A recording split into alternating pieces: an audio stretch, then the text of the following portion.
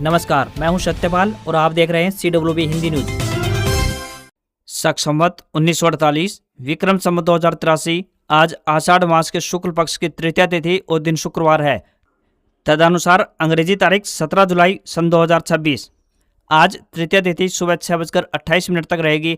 उसके उपरांत चतुर्थी तिथि प्रारंभ हो जाएगी। सबसे पहले आज की सुर्खियां। हरियाणा में मानसून की रफ्तार फिलहाल धीमी। 20 जुलाई के बाद फिर सक्रिय होगा मानसून।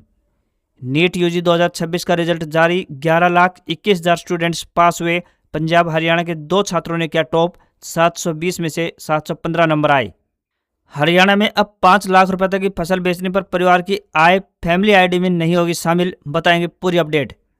इस दिन जारी होगी हरियाणा ITI की पहली मेरिट लिस्ट। अब निदेशक नहीं, DC की मंजूरी के बाद मिलेगी पंचायतों में 500 गज जमीन। बताएंगे पूरी खबर। आज हरियाणा में PM मोदी का मेगा विकास दौरा। हाइड्रोजन ट्रेन से लेकर 26,800 करोड़ की परियोजनाओं को देंगे सौगात। 28 जुलाई को होगी हरियाणा कैबिनेट की अहम बैठक। मानसून सत्र की तारीख पर लग सकती है मुहर। IRCTC की नई टिकट बुकिंग वेबसाइट लॉन्च हुई। सभी क्लास की सीटें एक साथ दिखेंगी। फास्टर चेकआउट फीचर मिलेगा। कैप्चा नहीं भरना होगा। तो क्या SIR से बदलेंगे हरियाणा में चुनावी समीकरण? प्रदेश में 33 लाख से अधिक वोटरों को लग सकता है बड़ा झटका। हरियाणा में इलेक्ट्रिक वाहन खरीदने वालों की मौज। गाड़ी खरीदते ही मिलेगी सब्सिडी। नहीं लगाए होंगे सरकारी दफ्तरों के चक्कर। रेल यात्रियों के लिए बड़ी खबर। 3 महीने तक अब दिल्ली कैंट नहीं रुकेंगी कई ट्रेनें। बताएंगे पूरी अपडेट। दिव्यांग छात्रों के लिए खुशखबरी। शिक्षा के लिए 50 लाख रुपए तक लोन देगी हरियाणा सरकार। और इंग्लैंड ने भारत को 4 विकेट से हराया। रूट 99 रन पर नाबाद रहे। वहीं विराट व श्रेयस की 50 काम नहीं आई। सीरीज 1-1 से बराबर। और अब खबरें विस्तार से। हरियाणा में मानसून की रफ्तार फिलहाल धीमी पड़ गई है। मौसम विभाग के अनुसार राज्य में अधिकांश हिस्सों में अगले 3 दिनों तक भारी बारिश की संभावना कम है। हालांकि 20 जुलाई के बाद मानसून एक बार फिर से सक्रिय हो सकता है, जिससे प्रदेश के कई जिलों में अच्छी बारिश होने के आसार बन रहे हैं। तब तक लोगों को उमस और गर्मी का सामना करना पड़ेगा। मौसम विभाग के मुताबिक मानसून ट्रफ की उत्तरी सीमा जम्मू, देहरादून, शाजापुर, बस्ती, पटना, बांकुड़ा, उड़ीसा और पश्चिम बंगाल होते हुए बंगाल की खाड़ी तक बनी हुई है। यह ट्रफ धीरे धीरे हिमालय की तलहटी की ओर बढ़ रही है। इसी वजह से हरियाणा में 20 जुलाई तक मानसूनी गतिविधियां कमजोर रहने की संभावना व्यक्त की जा रही है। इसके बाद ट्रफ के दक्षिण की ओर आने से प्रदेश में फिर से मानसून सक्रिय हो सकता है। मौसम विभाग के अनुसार 17 जुलाई यानी आज मौसम का मिजाज लगभग ऐसा ही रहने वाला है। पश्चिमी और दक्षिणी हरियाणा के जिलों में उमस का असर जारी रहेगा, जबकि उत्तर हरियाणा के कुछ हिस्सों में हल्की बारिश की संभावना बनी रहेगी। तो वहीं 19 जुलाई से मौसम में बदलाव शुरू होने के संकेत हैं और 20 जुलाई के बाद प्रदेश के अधिकांश हिस्सों में मानसून दोबारा सक्रिय होकर झमाझम बारिश करा सकता है।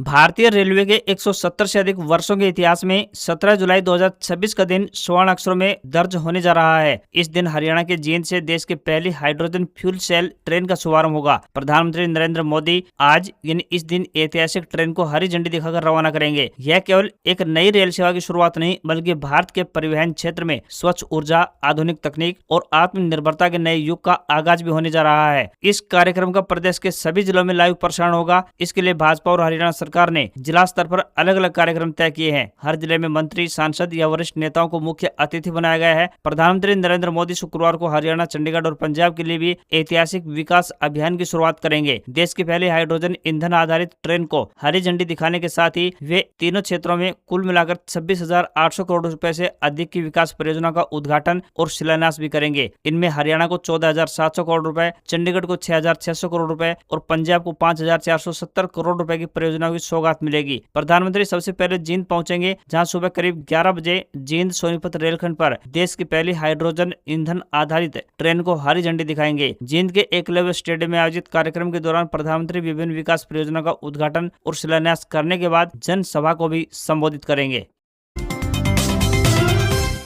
हरियाणा में मतदाता सूची का विशेष गहन पुनरीक्षण अभियान अब केवल एक नियमित प्रशासनिक प्रक्रिया नहीं रह गया, बल्कि यह आगामी विधानसभा चुनाव की दिशा और दशा तय करने वाला महत्वपूर्ण अभियान बनता जा रहा है। अब तक हुए सत्यापन में 33,66,000 मतदाता ऐसे चिन्हित किए गए हैं जिनके नाम अंतिम मतदाता सूची से हटाए जा सकते हैं। यह प्रदेश के कुल मतदाताओं का लगभग 16.30% है। यदि अंतिम सूची में भी यही स्थिति बनी रहती है तो हर विधानसभा क्षेत्र से औसतन 37,000 रुपए से अधिक मतदाता कम हो जाएंगे। जाएंगे। पिछले चुनाव में अनेक सीटों पर जीत हार का अंतर इससे काफी कम रहा था। ऐसे में संशोधित मतदाता सूची राजनीतिक दलों की चुनावी रणनीति, बूथ प्रबंधन और प्रत्याशियों के समीकरणों पर सीधा प्रभाव डाल सकती है। निर्वाचन विभाग के आंकड़े बताते हैं कि संभावित रूप से हटने वाले मतदाताओं की संख्या लगातार बढ़ती जा रही है। अधिकारियों का अनुमान है कि विशेष पुनरीक्षण अभियान पूरा होने तक यह संख्या लगभग 40 लाख के आसपास पहुंच सकती है। सत्यापन के दौरान ऐसे मतदाता चिन्हित किए जा रहे हैं जो अपने दर्ज पते पर नहीं मिले या दूसरे स्थान पर स्थानांतरित हो चुके हैं या फिर जिनकी मृत्यु हो चुकी है अथवा जिनके नाम एक से अधिक स्थानों पर दर्ज पाए गए हैं। मुख्य निर्वाचन अधिकारी ने प्रदेश के सभी मतदाताओं से अपील की है कि जिन्होंने अभी तक अपना गणना प्रपत्र जमा नहीं करवाया है वे 24 जुलाई तक इसे अपने बीएलओ के पास या फिर ऑनलाइन माध्यम से अवश्य जमा करा दें।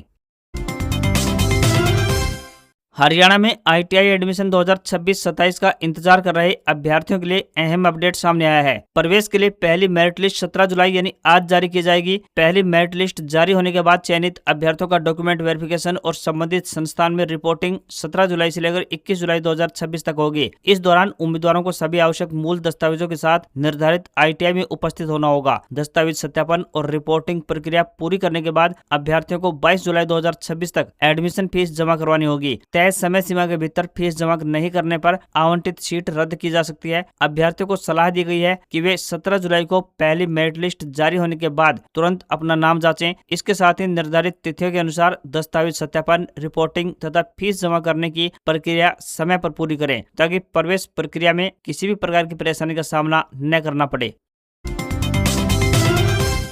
हरियाणा के राजनीतिक गलियारों में हलचल तेज हो गई है। मुख्यमंत्री नायब सिंह सैनी की अध्यक्षता में हरियाणा मंत्रिपरिषद की एक महत्वपूर्ण बैठक आगामी 28 जुलाई को सुबह 11 बजे मुख्य सभा कक्ष मंजिल 4 हरियाणा सिविल सचिवालय चंडीगढ़ में होनी निश्चित हुई है। यह बैठक ऐसे समय में हो रही है जब राज्य सरकार कई अहम मुद्दों पर सक्रिय रूप से काम कर रही है। ऐसे में उम्मीद की जा सकती है कि इस बैठक में विकास परियोजनाओं, जन कल्याण परियोजनाओं और प्रशासनिक फैसलों को लेकर बड़े निर्णय लिए जा सकते हैं। साथ ही इस बैठक में मानसून सत्र की तारीख को लेकर भी मुहर लग सकती है।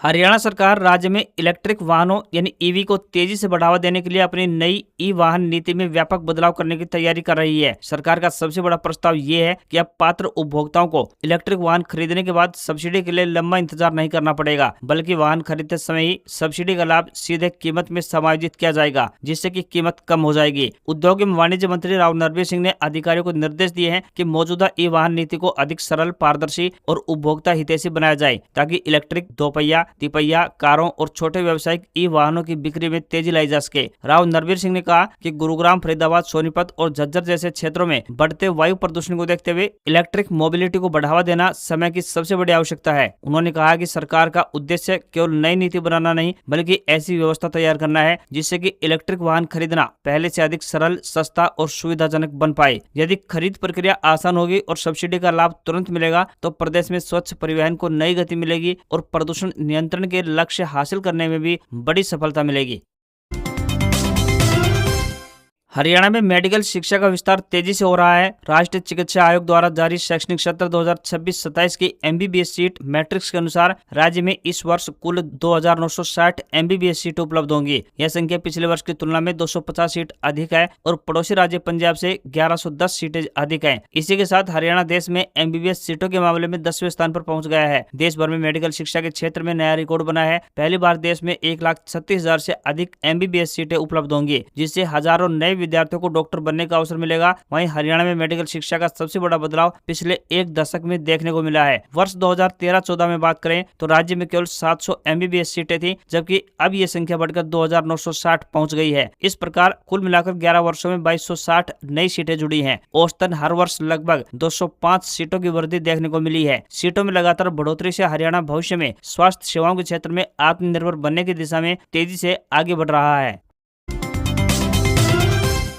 लंबे अरसे से पंचायतों की जमीन पर घर बनाकर रह रहे लोगों को भूमि का मालिकाना हक देने के लिए हरियाणा विकास एवं पंचायत विभाग ने नियमों में 2 बड़े बदलाव किए हैं। पहला बदलाव ये है कि अब जमीन के लिए ऑफलाइन की बजाय केवल समाधान पोर्टल पर ही ऑनलाइन आवेदन होंगे। ऑनलाइन आवेदन के लिए पोर्टल खोल दिया गया है। दूसरे, अब 500 गज तक की जमीन के स्वामित्व का हक यानी सेल डीड के लिए विभाग के निदेशक के बजाय डीसी को मंजूरी के लिए अधिकार दिए गए हैं। सभी पंचायतों को इस संबंध में निर्देश जारी कर दिए हैं। निर्देशों के अनुसार ग्राम पंचायतों की 500 गज तक की जमीन को मालिकाना हक के लिए अब निदेशक कार्यालय या फिर किसी अन्य अधिकारी के पास जाने की आवश्यकता नहीं है। अब सभी आवेदन ऑनलाइन होने के साथ ही अधिकारी मंजूरी भी ऑनलाइन माध्यम से ही देंगे। आवेदन करने वालों को प्रत्येक स्तर की प्रक्रिया पूरी होने के संदेश उनके मोबाइल पर SMS के माध्यम से मिलेंगे। जो लोग आवेदन करेंगे उन्हें ग्राम सभा और ग्राम पंचायतों में प्रस्ताव पास कराना होगा। संबंधित प्रस्ताव की जांच और सत्यापन ग्राम सचिव करेंगे। इसके बाद खंड विकास एवं पंचायत अधिकारी यानी BDPO निरीक्षण करेंगे। यही ब्यौरा DC को भेजा जाएगा। उपायुक्त दस्तावेजों समेत पूरे ब्यौरे के आधार पर संबंधित व्यक्ति को सेल डीड की मंजूरी देंगे। यदि कोई आवेदन निरस्त किया जाता है तो अधिकारियों को इसका ठोस कारण भी बताना होगा। पंचायत की जमीन पर जो व्यक्ति 31 मार्च 2004 से लेकर 500 गज तक की जमीन पर घर बनाकर रह रहे हैं, वही व्यक्ति 16 जनवरी 2027 तक ऑनलाइन माध्यम से आवेदन कर पाएंगे। सरकार की यह भी प्रमुख शर्त है कि पंचायतों में तालाब, रास्तों, जनता के लिए उपयोगी जमीन जैसे कि खेल मैदान आदि की जमीन पर कब्जा नहीं होना चाहिए। आवेदक को ग्राम सभा या ग्राम पंचायत में पास प्रस्ताव और जमाबंदी की भी कॉपी देनी होगी। संबंधित जमीन पर रिहायशी कब्जे के साक्ष्य के रूप में फोटो, सजरा भी लगाना होगा। साथ ही 31 मार्च 2004 से पंचायत की संबंधित जमीन पर कब्जे के साक्ष्य भी देने होंगे।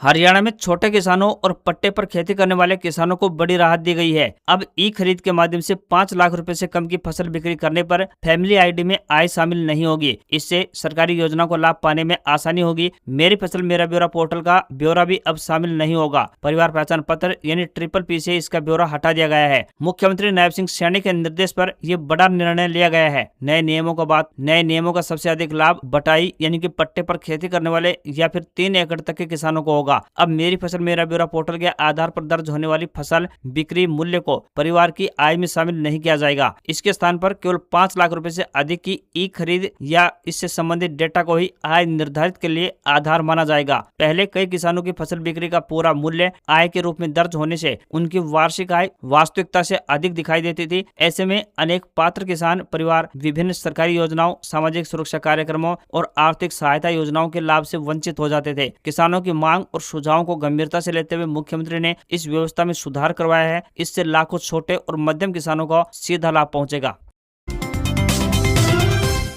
हरियाणा सरकार ने दिव्यांग विद्यार्थियों को उच्च शिक्षा से जोड़ने के लिए शिक्षा ऋण योजना लागू की है। इस योजना के तहत पात्र विद्यार्थियों को भारत और विदेश के शिक्षण संस्थानों में व्यावसायिक एवं तकनीकी शिक्षा के लिए 50 लाख रुपए तक का ऋण यानी शिक्षा ऋण उपलब्ध करवाया जाएगा। आर्थिक तंगी के कारण कोई भी दिव्यांग विद्यार्थी अब अपनी पढ़ाई बीच में न छोड़ पाए। यह योजना हरियाणा पिछड़ा वर्ग तथा आर्थिक रूप से कमजोर वर्ग कल्याण निगम के माध्यम से संचालित की जाएगी। योजना का लाभ देश के साथ साथ विदेशों के मान्यता प्राप्त शिक्षण संस्थानों में पढ़ाई करने वाले पात्र विद्यार्थियों को भी मिलेगी। इसके लिए आवेदक का हरियाणा का स्थायी निवासी होना अनिवार्य है। साथ ही उसकी दिव्यांगता कम से कम 40% होनी चाहिए। आवेदकों की आयु 18 से 55 वर्ष के बीच होनी चाहिए। वहीं मानसिक रूप से दिव्यांग व्यक्तियों के लिए न्यूनतम आयु 14 वर्ष निर्धारित की गई है। योजना का लाभ लेने के लिए परिवार पहचान पत्र यानी PPP अनिवार्य किया गया है।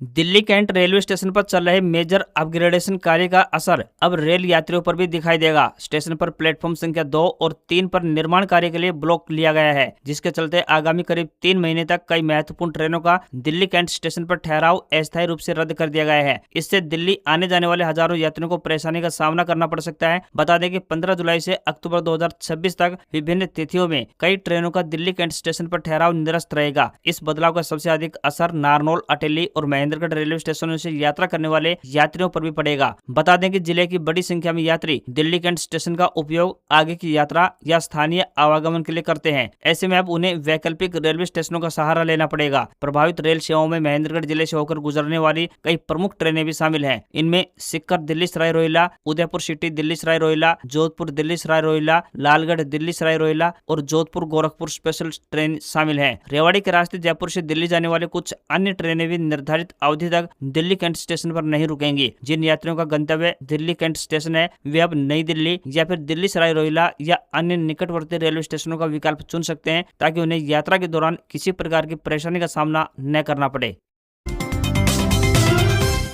जिला आयुर्वेद अधिकारी रेवाड़ी द्वारा राष्ट्रीय आयुष मिशन यानी एनएएम के अंतर्गत योगा इंस्ट्रक्टर यानी पार्ट टाइम के पदों पर संविदा आधार पर आवेदन आमंत्रित किए गए हैं। इच्छुक उम्मीदवार निर्धारित प्रारूप में ऑफलाइन आवेदन कर सकते हैं। आवेदन करने की अंतिम तिथि 3 अगस्त है। उम्मीदवार को मैट्रिक स्तर तक हिंदी का ज्ञान होना चाहिए तथा सरकार द्वारा मान्यता प्राप्त किसी भी विश्वविद्यालय संस्थान से योग में डिग्री या डिप्लोमा होना आवश्यक है। सभी कैटेगरी के लिए फीस नहीं लगेगी। साथ ही आवेदन पत्र को जिला आयुर्वेद अधिकारी, आयुष भवन, first floor, Hooda dispensary, sector 4 Rewari में हाथों हाथ या फिर रजिस्टर्ड या फिर स्पीड पोस्ट के माध्यम से अंतिम तिथि तक जमा करवा सकते हैं। उम्मीदवारों से विनम्र निवेदन है कि भर्ती के लिए आवेदन करने से पहले आधिकारिक विज्ञापन अवश्य चेक कर ले। नेशनल टेस्टिंग एजेंसी यानी एनटीए ने गुरुवार देर रात नीट यूजी 2026 का रिजल्ट जारी कर दिया है। इस साल तकरीबन 20 लाख स्टूडेंट्स ने परीक्षा दी थी, जिनमें से 11,21,000 स्टूडेंट्स मेडिकल, डेंटल या आयुष और अन्य मेडिकल कोर्स में एडमिशन के लिए क्वालिफाई हुए हैं। पंजाब के आर्यन गुप्ता और हरियाणा के पांशुल बंसल ने 720 में से 715 अंक हासिल करके ऑल इंडिया टॉप किया है। परीक्षा में 19 स्टूडेंट्स ने 700 से अधिक जबकि 138 उम्मीदवारों ने 690 से अधिक अंक हासिल किए हैं। टॉप स्कोरर्स में 93% से अधिक स्टूडेंट्स ने पहली बार परीक्षा दी थी, तो वहीं 99% टॉप रैंकर्स की उम्र 17 से 19 साल के बीच रही है। क्वालिफाई करने वाले कुल उम्मीदवारों में 58% से अधिक छात्राएं और 55.1% छात्र शामिल हैं। स्टूडेंट्स अपना स्कोर कार्ड neet.nt.nic.in पर देख सकते हैं। पेपर लीक के कारण 3 मई को ही नीट यूजी 2026 की परीक्षा रद्द हो गई थी। इसके बाद एनटीए ने 21 जून को यह दोबारा परीक्षा करवाई थी।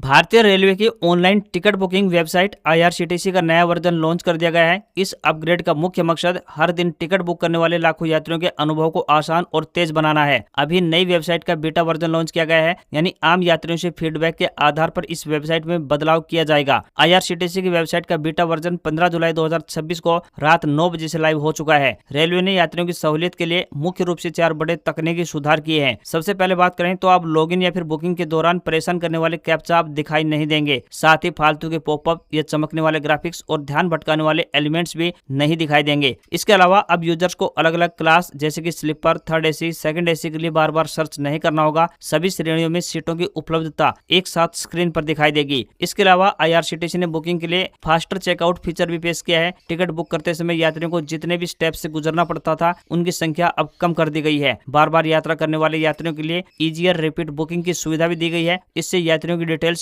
पहले से ही सेव रहेगी। अगली बार टिकट बुक करते समय आपको दोबारा से नाम, उम्र या फिर अन्य जानकारियां नहीं भरनी होंगी।